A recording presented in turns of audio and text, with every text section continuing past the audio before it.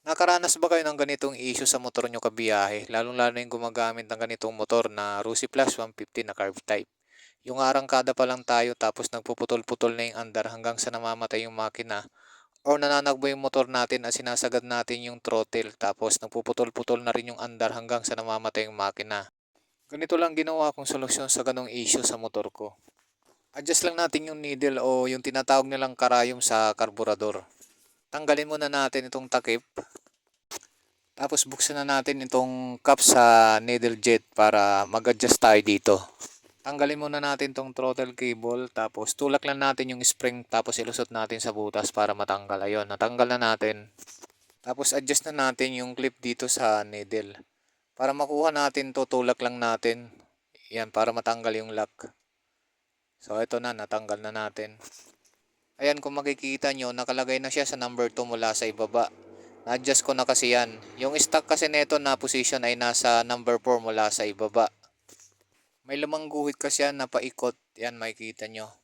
Bali, ang ginawa ko ay lumaktaw ako ng isa at nilagay ko na siya sa number 2. Kinakapos kasi sa gasolina kapag doon nakalagay sa pang-apat na guhit. At kapag na-adjust na natin ay okay na, pwede na nating ibalik. Pwede nyo itong subukang kabiyahe, baka ganito rin yung problema sa motor nyo. Lalong-lalo na yung mga gumagamit din ng Rusi Plus 150 na carb type. Ayan, balik lang natin yung lock. Pag magbalik tayo ng lock, pwede na nating itulak ng daliri natin. May babalik na natin yan. Pag ginawa nyo to, medyo madadagdagan yung lakas ng hatak ng motor nyo tapos madadagdagan din yung bilis. Sabi nila lalakas daw to sa gasolina pero base sa experience ko mula nung inadjust ko to para sa akin saktong-sakto lang siya. At mula nun ay hindi na nagloko yung andar ng motor ko at mabilis na siyang paandarin kahit sa umaga. Una ko kasi naging problema sa motor na to ay palaging nag-overflow yung karburador. Laging tumatagas yung gasolina sa house na to kung saan tayo nagde-drain ng gasolina.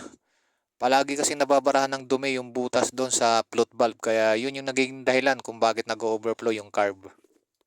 Kaya ang ginawa ko ay naglagay ako ng fuel filter dito para masasala yung dumi at hindi na makakapasok sa karburador. Sunod na naging problema ay laging kinakapos sa gasolina. Yung arangkada pa lang ako nagpuputol-putol na yung andar ng makina tapos namamatay.